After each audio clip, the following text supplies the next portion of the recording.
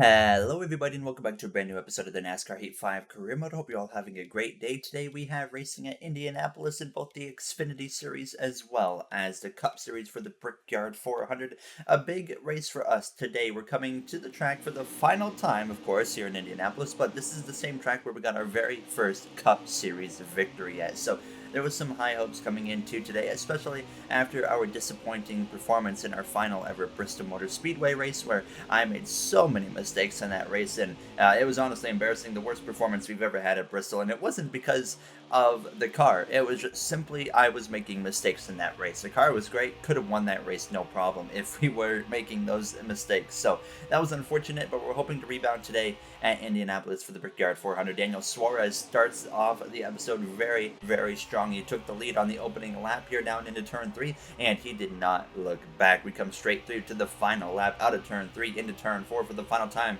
and Daniel was holding off the number 19 Joe Gibbs Racing driver of Roman Grosjean out of turn 4. Down the front straightaway, Daniel Suarez, no problem, would come through to win here in Indianapolis for the Indiana 250 here to start off this episode. So a very strong start. We hopefully can continue that into the Cup Series. Obviously, it's not going to be an easy task, but like I said, this is the track we've won at in the past and have just run strong at every single time we come to this racetrack. So I saw a subscriber or someone mentioned in the comment section saying, you know what, I have high hopes for this one. This is a track you've, of course, had a lot of success at in the past, so hopefully we can live up to that here as we come through to start qualifying with a goal of a 52.386. So I didn't know if we were going to be able to beat that or not, but we would sure enough come through down the front straight away, and we're going to come through to cross the line here with a 51.529. So a very strong qualifying effort of P7, another top 10 qualifying effort. So nothing to hang our head over because we are doing really, really good lately here now as we are going to check out the rest of the qualifying order. Chase Elliott on pole. He's won the last two races, which have also been his first two wins of the season. Lewis Hamilton joins him on the front row. Rounding out the top 20, you got the JGR driver of Ty Gibbs and that number 11 FedEx or Monster Energy Toyota Camry. Sorry, now as we look right down towards the bottom of the grid, though, rounding out the top 40 is going to be Justin Haley in the 78 car.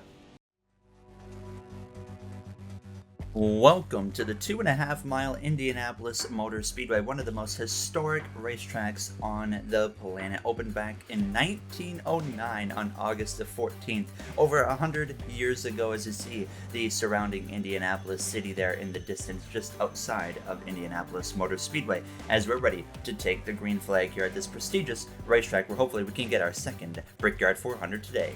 Please don't burn out on the bricks, that's all. Assuming that we're going to win this race, are we? You know what? I like the confidence.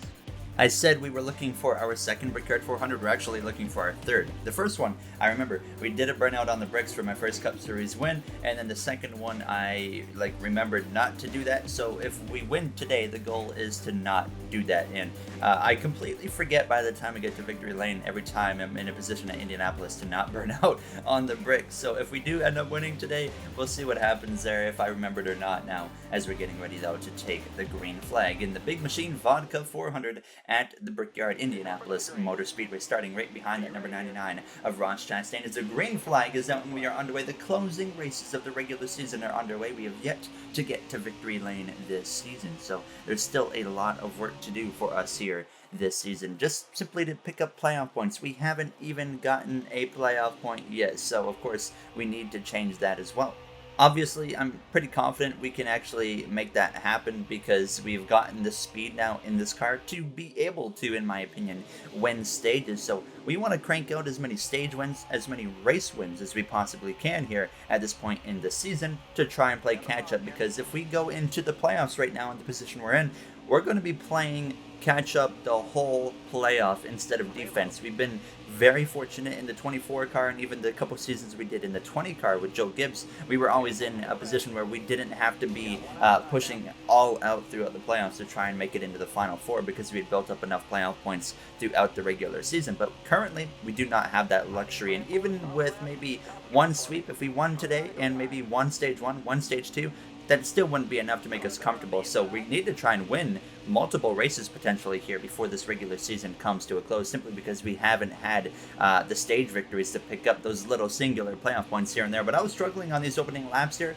in Indianapolis. The car was really pushing on the exit of the corner, and you could kind of see that coming in out of turns 4 right there. And unfortunately, I would lose a spot to the defending Cup Series champion of Christian Eckes down into turn 1 with 9 laps remaining in stage 1. So definitely wasn't sure if we needed to maybe make some adjustments to the car now, or maybe if it was just going to come in a few laps later, but it certainly seemed like within the next few laps that the car was just going to start to come in, because here we are now making a move to the right-hand side of Christian Eckes down this back straightaway, right behind that number 84 of Chris Buescher down into turn 3, side by side with that 83 there. There was a little bit of contact between himself and I now as we go down this front stretch, so just trying to maintain at least the top 7 here now, as up front it's still Chase Elliott looking for his first ever Brickyard 400 victory. Lewis Hamilton up there in the mix as well, trying to make a pass on him in the about halfway point or so of this first stage of the 83 of Eckes cutting the wall on the exit in turn 2. Very unexpected. I was already closing in on his left side, so I ended up hitting him, but we would regather ourselves and actually get back to the inside of Eckes here on lap 6 and clear him and get up the inside of the 2311 driver of Derek Kraus right now. But I push up a little bit there. It's 3 wide in the middle as we go down into turn 2. Eckes on the inside and Kraus is on the top, and we just end up backing out, letting them both settle out that little battle right there. And now we're going to try and fight back up the inside of that number 45 down this back straightaway. So a bit of some aggressive racing going on here early on in this first and opening stage. Once again, up the inside of that 83 Red Bull car. I mean, both Red Bull cars right now running very strong. You got Buescher up here in the top 5. You got Eckes just behind us in P6. So still surprising to see that Eckes has not gone to victory lane yet, and he could change that here today in Indianapolis. There as I clear him on the exit of turn 4, I kind of chopped his nose quite a bit right there. The car pushed up, and as well as I think I clipped that apron a little bit, so that kind of messed up the balance of the car. But now, wasting no time, we make a move up the inside of the number 84 of Chris Buescher into turn 1. We clear him, and up into 4th place we go. And unfortunately, we had no draft, so we couldn't really run down the top 3 drivers of Bubba Wallace, Lewis Hamilton, or Chase Elliott in these closing laps, just trying to bring it home in stage 1 at this point for a 4th place finish, which is an exceptional result in my opinion here in stage 1.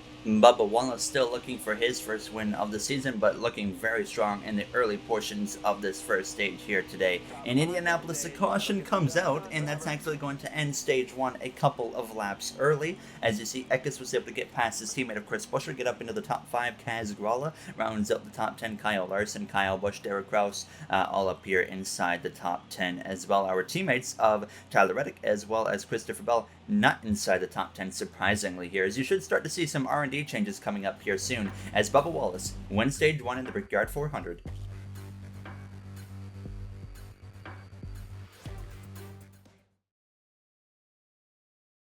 Ready to go for stage 2 from the Brickyard 400 at Indianapolis Motor Speedway. Such a large venue here in Indianapolis. You even have a golf course in the infield, which we'll show off a little bit here at the end of the second stage, going into stage 3. As stage 2 is underway from Indianapolis, and of course, it is time to get amped in the Brickyard.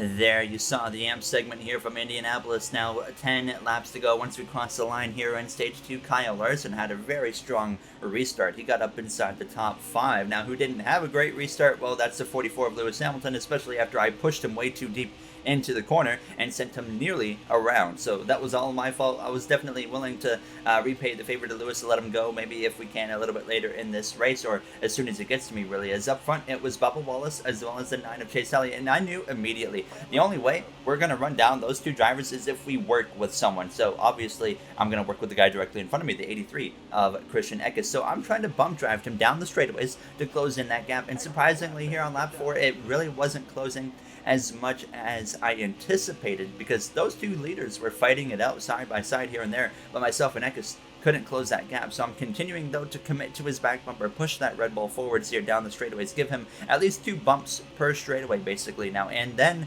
finally on lap 7, 6 laps to go in Stage 2, that gap is starting to close. We completely drove away from 5th place on back, and myself and Eckes are reeling in Bubba Wallace as well as that number 9 Napa Auto Parts Chevrolet Camaro for that McLaren Racing team of Chase Elliott here, as we're going to get right to that back of Eckes right there on the exit of turn 2. By the time we came through to the end of lap 7, the caution had actually come out, so we couldn't quite get enough time there to get to that 9 and the 23, and then boom, you see right there some very mixed strategies. I decided, you know what?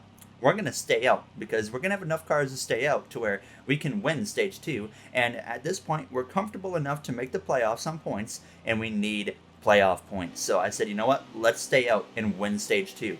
Obviously, we're going to have to sacrifice quite a bit of track position at the end of this stage, but in my opinion, 2 laps, you know what, and then we get to win Stage 2 and get a playoff point. It's worth it, because we can potentially crawl our way back throughout the field as well, because we're going to have fresher tires than the AI at the end of this stage. So I think we'll still be able to get a solid result out of it. Maybe not a race win, unfortunately, but right now we just got to look at getting any opportunity for a playoff point we can. And sure enough, down this back straightaway, we already start to open up gap here to the 84, to the 7 of Eric Jones as well in that McLaren Chevrolet. So we cut straight through to the final lap here of Stage 2, leading the way down the front straightaway into turn 1. And you know what? Still getting used to leading races again. Obviously, the first, I think, 9, 10, 11 or so races of this season with this Roush LeBron Racing team, leading was a dream for us. I mean, a top 10 was pretty much a race victory. So here we are now at this point in the season. We're pretty much back on form, and I think starting in the next episode, I think our car will be fully upgraded there, as we do, sure enough, come through to win Stage 2, the first stage win of the season for a Roush LeBron Racing team here in the number 6 car. As you see, rounding out the top 10, you got that number 41 of John Hunter Nemechek. So didn't want to make any changes here, obviously, because the car was just really good. Obviously, I don't think we have the speed to actually downright win this race, but who knows what's going to happen in Stage 3. But nonetheless, we pit for 2 cans of fuel as well as 4 fresh tires as we come through to win Stage 2 in the Brickyard 400.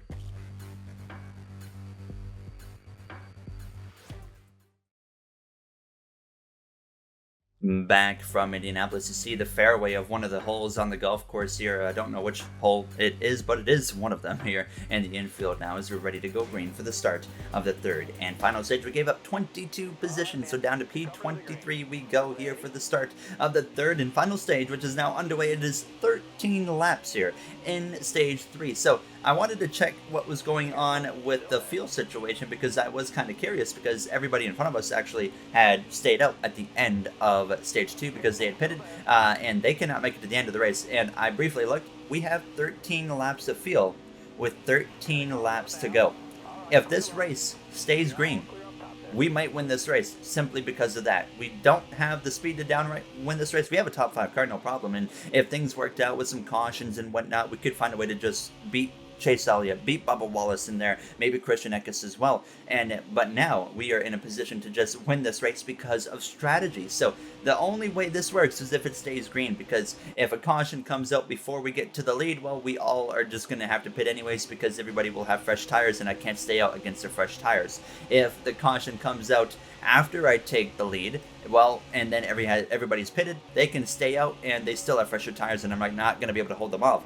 But if it stays green the whole way, obviously we're going to win this race. It's pretty straightforward here. But when's the last time we had a third and final stage at Indianapolis in the Brickyard 400 go green the whole way? I don't know if it's ever happened in our NASCAR 8.5 career mode. So the odds are against us here, but I was still pretty confident that we could pull this off. So making a move already up in 9th place. It was a great start to this final stage for us here. Side by side with Ty Gibbs, we get past him. We're going to move up into the 7th position down into turn 1. Bubba Wallace leading the way. This is Bubba Wallace's race to lose. He has had the fastest car here today. Chase Elliott, though, has been on his back bumper the whole race. Just hasn't been able to pass him. And speaking of can't pass, I got to the 83 of Christian Eckes, and I was having a miserable time trying to complete the pass. I tried a bit of a slide job, you could say, on him. It didn't work. He crosses us over there. A little bit of a switchback from the 83 of Eckes there, the defending Cup Series champion here, as we're going to side draft him down this back straightaway. Then I realized that's not really going to help us, so I ended up letting him have the spot there down into turn 3, and I said, you know what, I'll just try to line him up on the exit of turn 4, and sure enough, to the inside on the exit of the corner. 10 laps to go, coming to the final 9 laps of the Brickyard 400, all the way to the inside while just trying to keep any potential side draft out of there, and we clear him down the front straightaway. Do the same thing to Rajah Caruth once I run him down. I actually hit the inside wall there down the front straightaway. Thankfully, it didn't destroy our momentum, and into turn 1, I would be able to clear that 20 car. Bubba Wallace still out in front. You got Lewis Hamilton 3rd, Kyle Larson 4th. I would run both of them down on lap 34 now out of turns 2, though, but I hit the outside wall on the exit of the corner, and I damaged the right side of the car. And the gap we had closed in on the 5 and the 44 completely wiped, and we have to regain that gap. But obviously, there wasn't a point in pushing too hard, because if everybody pits and it stays green, it's okay anyways, but actually we would be able to run them back down. Hamilton, Larson 3rd, 4th, Elliott in 2nd place behind Bubba Wallace, has just the same amount of speed that Bubba Wallace has, but can't pass him now. Up the inside of Kyle Larson, 5 laps to go in the Brickyard 400, and no caution has come out yet. Just hoping it stays green, because we will get that first win for this team, because everybody that pitted with us are nowhere near us there. So we are in great shape here in the closing laps. Chase Elliott still cannot complete the pass on the 23 of Bubba Wallace. He is stuck there, so very unfortunate for him, but if it stays green, none of those guys are going to win. It's going to be us now. Up the inside of the 7-time Formula 1 World Champion of Lewis Hamilton, down this back straightaway into turn 3. He's won multiple races so far this season, including the most prestigious one of the season, the Daytona 500, but we clear him. Then on lap 37, coming to 3 laps to go in this race. Here comes the leaders into the pit lane. Bubba Wallace, Chase Elliott, and pretty much everybody is going to pit. We take the lead with 3 laps to go. New leader, 6 car.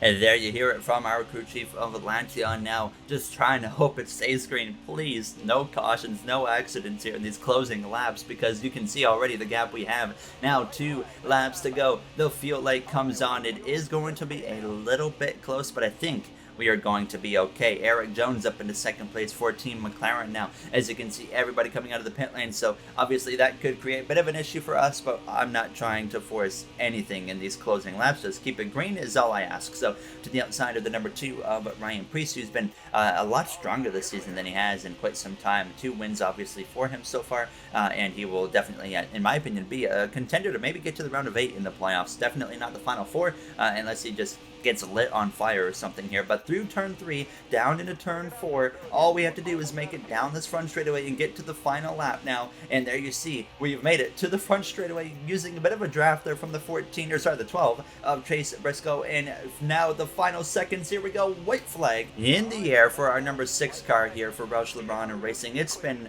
one unbelievable season so far. Of course, we were unbelievably off the pace at the beginning of the season. We ended up on our side at the Daytona 500. That set the tone for the first, quarter of the season. The next quarter, that was really just building this team up to be competitive, and now here we are in the last half of the season, leading the way down the back straightaway at a track we've won at multiple times, the site of our first ever Cup Series win in our final season of our NASCAR Heat 5 career mode. Through turn 3, closing in on our teammate of Reddick, who's had a miserable day. P35 not going to help him out whatsoever in the playoffs. Through turn 4 for the final time now at the same track where my favorite driver of Jeff Gordon has had so much success at in the past. We're going to come through down the front straightaway, running out of fuel down the front straightaway to the line. It's not going to matter. We will win our 3rd Brickyard 400. Hell yeah, man. Awesome job. Oh my god. Thank you guys for the support. I think we proved a lot of people wrong today. First win with the Roush LeBron Racing team. I said at the beginning of the episode, Lation said, do not do a burnout on the bricks. I forgot. I did a burnout on the bricks. I'm so sorry, everybody. I every time I win here, I completely forget about it, and then I did it again just for good measure. It never even clicked until I actually brought up the radio messages that Lantown recorded, and I was like, "Oh my god, I think I actually did that." Very unfortunate, but you know what? I was just so excited to finally win with this team that it just never crossed my mind. So, yeah, sorry, Indianapolis Motor Speedway. That's the second win that we've done that year out of 3. So, you know what? Unfortunate, but we will never do it again. If we win here at the Indianapolis Road Course in NASCAR 21 Ignition, actually, I don't even know if burnouts are going to be a thing in that game, so we might not be able to do it anyways. So, but if they are, then I certainly will not do that in that game. I will make sure to remember now. But in the next episode, we do have all 4 series of racing. We got the Legend Series of trucks, the Xfinity Series, as well as the Cup Series at Iowa for the first time this season. A track that's had its ups and downs for us in the past, so it'll be interesting to see how that one goes now as we are locked into the playoffs with this Roush LeBron Racing team. And now we continue to focus on picking up playoff points and helping our teammates of Christopher Bell and Tyler Reddick hopefully get themselves into the playoffs. As always, if you guys enjoyed, you know what to do. I'd like to thank you all for taking the time of your day to watch this episode of Logano. Currently, the last driver in 3 points over Harrison Burton. So it is going to get close right there, as we as well have some road course racing coming up with Watkins Glen in Canada, and then the regular season finale at Daytona. Now, before we end it, just want to say thank you to the Go On Racing members of MJ, Joseph 9001, Timothy Arline, Hayes Gaming, Brett Durward, Dark Gengar Gaming, AJ Vasur, Russell Dixon, Kenneth Barnett, Dana9302, Speed Demon 341, Ellis Emery, as well as Jay Fitz. I appreciate you guys' support so much, and I'll see you guys in the next one. Have a great day, everybody.